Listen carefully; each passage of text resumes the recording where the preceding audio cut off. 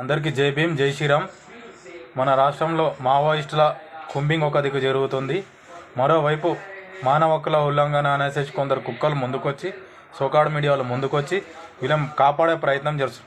ముందుగా ఈ కుక్కలను జరిపోయింది. వీళ్ళ కోసం మానవ హక్కుల ఉల్లంఘన అనేసి ఎవడైతే మాట్లాడుతుండ్రో ముందుగా వీళ్ళని లేపేయండి, వీళ్ళని కాల్చి పడదేం కూడా.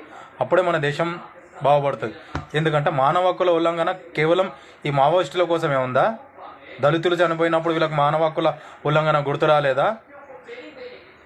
ఒక ఉగ్రవాది కంటే కూడా డేంజర్ మావోయిస్టు. ఒక మావోయిస్టు, ఒక ఉగ్రవాది ఒక దగ్గర ఉండి ముందుగా ఎవరిని చంపాలంటే ముందుగా మావోయిస్టునే చంపాలని చెప్తాను నేను. ఎందుకంటే వీడు మన దగ్గర ఉండి మన తిండి తినుకుంటూ, మన ఉప్పు తినుకుంటూ బయట దేశం పాట పాడుకున్నటోడు వీడు. వీనికి గన్నులు ఎవడు సప్లై చేస్తుండు? పాకిస్తాన్ వాడు సప్లై చేస్తుండు, చైనా వాడు సప్లై చేస్తుండు. వీడు ఎవరి మీద దాడి చేస్తుండు? మన దేశంలో వండుకుంటూ మన వాళ్ళ మీద దాడి చేస్తుండు, మన పోలీస్ వ్యవస్థ మీద దాడి చేస్తుండు, మన మిలిటరీ వ్యవస్థ మీద దాడి చేస్తుండు.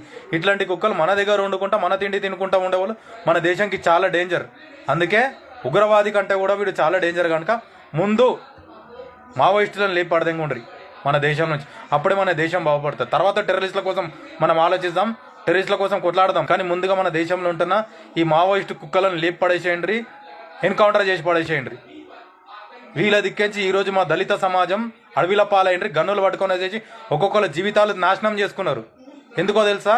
ఈ మావోయిస్టులు గన్నులు పట్టించి వీళ్ళ కొడుకులు వీళ్ళ ఫ్యామిలీలు అందరూ అమెరికాలో కానీ, యూకేలో కానీ, ఆస్ట్రేలియా కానీ బయట దేశాలు వెళ్ళిపోయి వీళ్ళు చదువుకోవాలా. కానీ మన దళితులు మాత్రం గన్నులు పట్టుకొని వచ్చేసి ఫారెస్ట్లలో పోయి, అడవిలలో పోయి గన్నులు పట్టుకొని వచ్చేసి వీళ్ళ జీవితాలు నాశనం చేసుకోవాలా.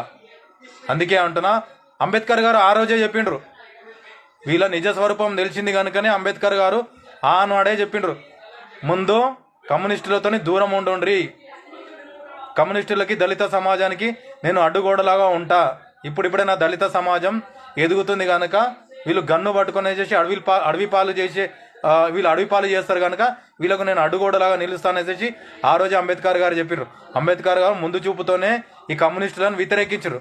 అట్లాంటిది అంబేద్కర్నే వీళ్ళు ఓడించాలా అనేసి ప్రయత్నం చేసి, అంబేద్కర్ రాజ్యాంగం మాకొద్దు, లెనిన్ సిద్ధాంతమే ముద్దు అన్న వీళ్ళు ఈరోజు అంబేద్కర్ కోసం మాట్లాడతారా?